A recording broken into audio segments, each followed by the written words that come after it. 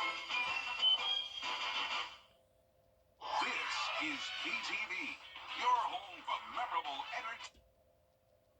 Expect a cold and rainy day tomorrow with high temperatures only in the 40s. Then we'll have the low chance of some winter mix later on in the day, maybe even into Thursday morning as temperatures stay very cold. But next week, we're going to see a huge warm up. I'll have all those details coming up. Right now on News Channel 6 at 10, why a hazmat team got a call in Columbia County and how the cleanup is going. Also ahead, the school board set to decide the fate of a homestead exemption in Augusta. Your News at 10 starts now. Live from Television Park, this is WJBF, News Channel 6 at 10 on MeTV. Good evening, everybody. I'm Brad Means. We do thank you for joining us. Coverage you can count on begins with a Richmond County deputy facing charges tonight. Addison Leroy Brown was fired today and charged with giving false statements and violation of oath of office. The Richmond County Sheriff's Office released the following information. The charges stem from an incident February 15th. A review of body cam footage during an internal investigation showed inconsistencies that led to these charges. Columbia County now, where hazmat crews responded after an accident involving a tractor trailer. That was about 8 o'clock last night at the Harlem exit roundabout just off Highway 221. Nobody was hurt. Crews worked around the clock to clean everything up. That truck carrying batteries and sulfuric acid. The truck wasn't placarded. Come to find out it was carrying 40,000 pounds of wet batteries. The shipment of hazardous materials is safe. They take all kinds of precautions to ship these materials up and down the interstate and in the air and everywhere else all the time. But accidents do happen. Investigators still trying to figure out what caused the accident. The sheriff's office says, though, the area has been cleaned up and the roundabout is safe to use. It is time now for a first check of our weather, and for that, let's check in with our chief meteorologist, Jenna Petracci. Getting ready for a cold one tomorrow. Yeah, it's going to get even colder than it already has been. And even today, we were struggling to get to the 60-degree mark, but tomorrow we'll barely get it to the 50-degree mark. Right now on our Terry Lambert Hyundai Skyview cam, you can see it is dry, but also very cloudy out there. The clouds are keeping our temperatures a bit warmer tonight, so you don't have to worry about a freeze tomorrow morning. And that is good news because it's going to prevent any of that rain from transitioning over to winter precipitation. So 12 degrees warmer now in Aiken. Temperatures are in the 40s. We do have some upper 30s there in McCormick, though. Allendale, you're at 45. Louisville at 41, 45 as well in Swainsboro. Augusta right at 40, 46 in Aiken, and 41 in Crawfordville. The winds are coming in from the northeast for the most part. We're seeing those winds up to just around 5 miles per hour. You can see high pressures up the east coast. That's moving out as this low pressure system moves in. So a warm front will be staying to the south of us with scattered showers ahead of it. And then well to the north of us, we have this big area of snowfall, and also in the pink color here, that is a winter mix. So that winter mix will be impacting parts of the upstate and northern Georgia, so it'll be very close by for us tomorrow, but we're going to see temperatures above freezing in the upper 30s for the most part, so that's why this will just be coming down as rain. Now later on in the day and into Thursday morning, if we have any leftover moisture, with temperatures getting to the 30-degree mark on Thursday, we could see a few flurries or so, but overall we are back to sunshine on Thursday and Friday, with temperatures getting even colder, going down to a low of 21 degrees. Coming up, I'll have a look at your futurecast and full 10-day forecast, so stay with us. But back to you, Brad. Jenna, thanks. Renovations at a city park. Augusta's school board voting on whether it's going to opt out of a homestead exemption. Voters approved that measure in November. Isabella Moody here now with the story. 4 school districts in our area have the choice to opt out of House Bill 581. Each one had 3 informational meetings hearing from the community about their opinions on the matter. Tonight, the Richmond County Board of Education voted whether to stay in or opt out. Brian Kemp signed this bill last April to give homeowners tax relief. The statewide bill includes a floating homestead exemption, which puts a cap on property taxes in the county, but could put a limit on school funding and local government. Our concern with that is not necessarily in the immediate. Our concern is long range and what impact that would have on our school system. So our concern with the increase of the exemptions long term is it could potentially limit ability to collect taxes in future years. And our concern with that is our goal is quality programs, hiring staff. The Richmond County Board of Education has chosen to opt out of homestead exemption with a 9-1 vote. In future years, it would limit assessments based on the inflation rate. So by tonight, by them opting out, then we will not be subject to those limits in the future years for that. Smith says they already have exemptions in place and opting out of the bill will not affect current taxes. He reported that $8 million in funding would have been lost if the measure was in place the past 4 years. The board was also afraid of staying in the bill due to the fact there was no way out of it at this time. The president of the school board says they're thankful for all who came out and voiced their opinions on the subject at all 3 of the public hearings. We appreciate your feedback. I know a lot of people believe that we've already made up our mind before we even hear public comment, and I can tell you that's not the truth. And I know, speaking for our board, that we want to make sure that we're good stewards of our budget. We want to make sure that we're good stewards over the policies that we have, and that we have an understanding of what is best for our students. March 1st is the last day to opt out. Columbia County has also opted out of House Bill 581. Back to you, Brad. All right, Isabella, thank you. A bill gaining traction in South Carolina would mean better working conditions for educators. Last week, the House passed the Educator Assistance Act. It improves teachers' work life and gives them more flexibility in their contracts. It also addresses the teacher shortage in the state. It's a universal problem. There are certain core elements of teacher working conditions that are necessary to recruit and retain teachers in all areas across all subjects. It wasn't a Democrat bill, a Republican bill. It was a good bill for the people of South Carolina, for the teachers of South Carolina. And we recognize that when our teachers do well, our students will do well. The bill now goes to the Senate Education Committee for more debate. Coming up, why more people are thinking about raising chickens. Is it worth the cost? Well, the story after the forecast from Jenna. And tomorrow we'll have a rainy start to the day with temperatures staying chilly and also the chance of maybe just a little bit of winter mix in some of our northern counties, but warmer temperatures are on the horizon. I'll have your full Viper 6 forecast when we return. The network just hit 2 million. Now, your most accurate forecast with WJBF Live Viper 6. Welcome back. I hope you enjoyed your Tuesday. It was a pretty cloudy day with cool temperatures. We topped off in the upper 50s. This is a look now at our Terry Lambert Hyundai Skyview cam from Wellstar MCG Health. Quiet conditions for now, sitting right at the 40-degree mark with a southwest wind of 3 miles per hour. Dew points are in the 30s, so we're not going to see any rain at least for the next 5 hours or so. Then early tomorrow morning, we'll start to see that rain knock on our door. So current temperatures are pretty consistent from 40 in McCormick down to 45 in Millen and Swainsboro. The good news, if you don't like the cold weather, is that we will not be dropping to freezing temperatures tomorrow morning like we did this morning. We actually started out our day at 28 degrees in Augusta, but the clouds are kind of acting like a blanket, keeping us a little bit warmer tonight. And that's also good news when it comes to preventing any dangerous ice or anything like that when it comes to the winter weather. We have a warm front which will stay to the south of us, but all of the snow and winter mix will also be staying to the north of us. So we'll have a rainy start to our Wednesday. Heavy snow up towards North Carolina, Kentucky, parts of Tennessee. For us, it's just going to be heavy rain and maybe just a slight chance of some winter mix, but it really won't even be noticeable. A few flurries and sleet mixed in with the rain, and once again, that's only if those temperatures even drop to freezing, but it doesn't look like they will. Now, once the system comes through, we may have some leftover moisture lingering in the area, and some of that could produce some flurries as well, and you'll see that in a moment on our future cast. But very high confidence that tomorrow morning those low temperatures will be in the upper 30s to low 40s, so not really even close to freezing. And then the highs tomorrow will get into the low to upper 40s, but once again, these are the highs. So it's definitely going to be a well below normal day when it comes to those temperatures in the afternoon. Most of the day will be in the 40s with rain around 7 to 5 p.m. And you can see on our future cast, we'll even see some rain as early as around 6 o'clock in the morning. Becomes widespread with some heavy downpours here and there, but for the most part, this will be a steady light rain.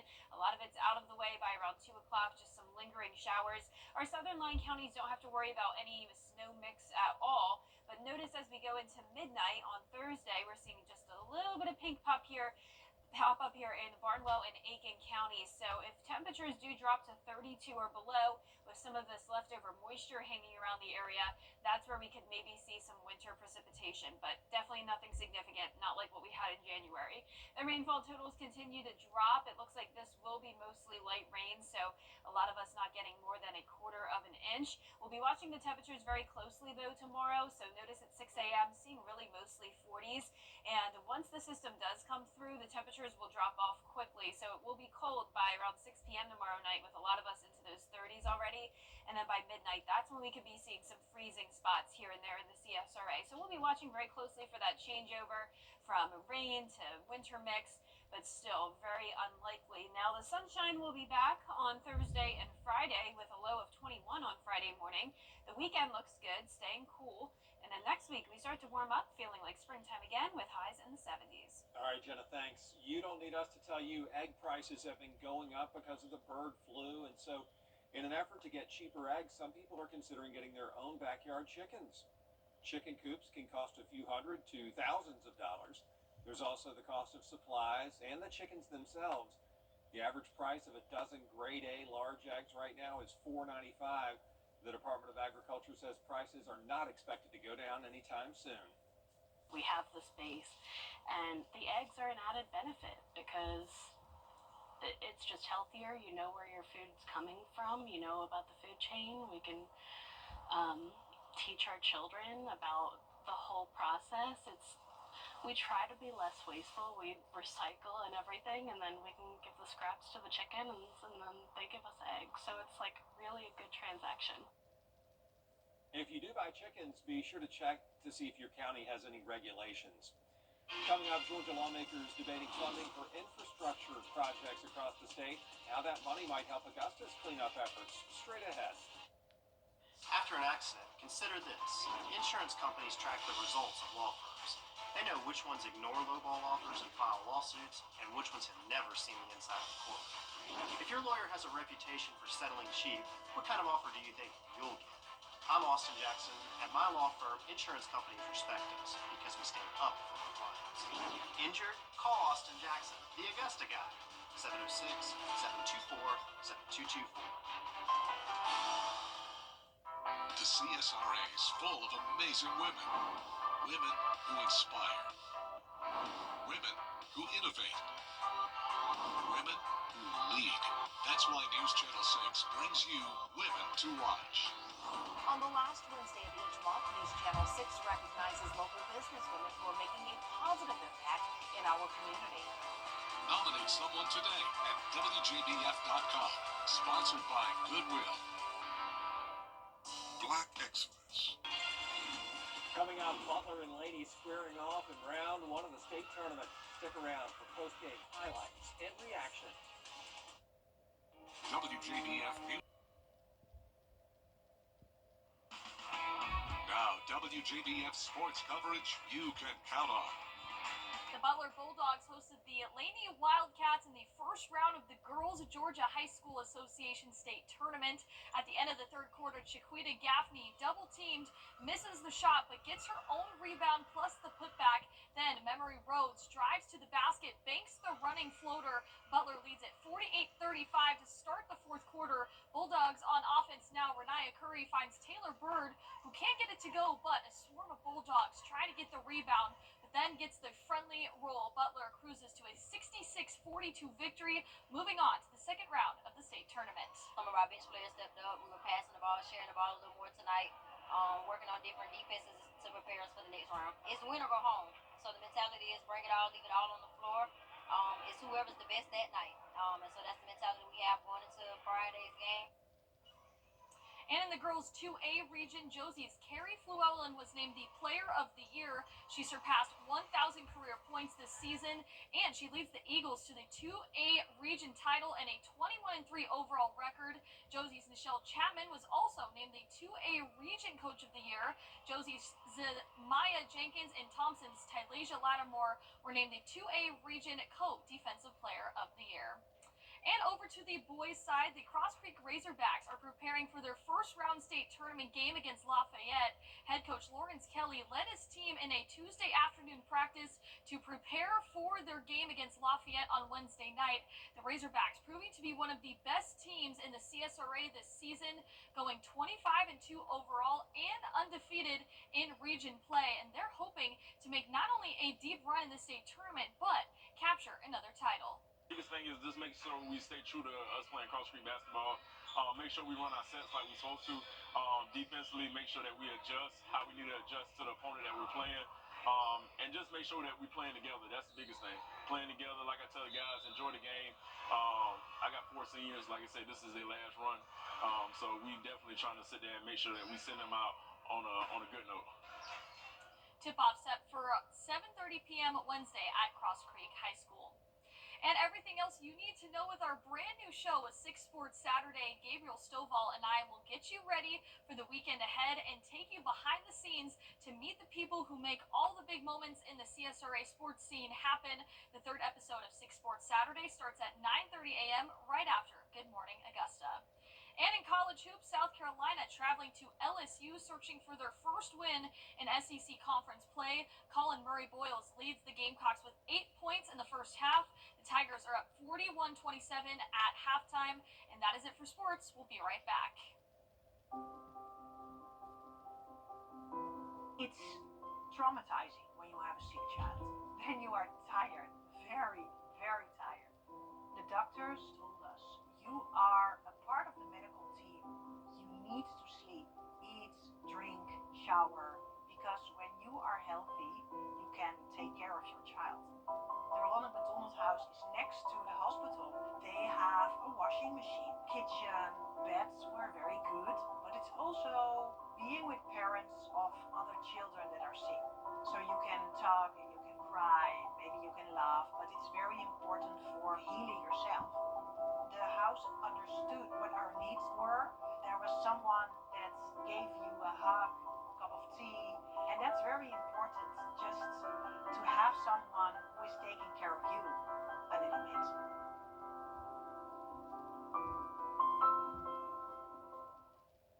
Every day, ordinary people in the CSRA do extraordinary things to serve our community. Each month, News Channel 6 recognizes these outstanding volunteers with the Giving Your Best Award. Do you know an everyday hero who goes the extra mile to help others?